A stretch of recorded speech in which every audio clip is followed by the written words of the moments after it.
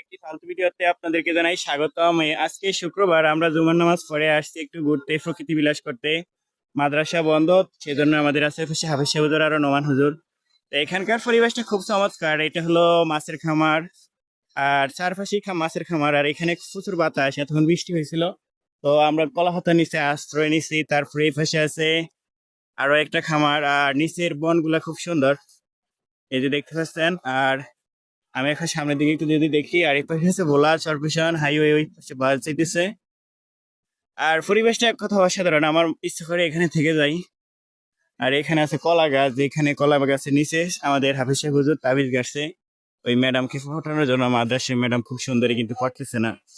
আর এই হলো আমাদের সে হাফিজ সাহেব হুজুর গজল গাইতেছে, মনের সুখে টিকটকার। তো আরো আমরা এখানে আসছি, কিভাবে আসছি সেটা পরে ভিডিও দেখাবো। আর এই ভিডিওটা আপনারা সবাই উপভোগ করুন মনোযোগ দিয়ে, আর ভালো থাকলে পাশে থাকবেন। ধন্যবাদ সবাইকে।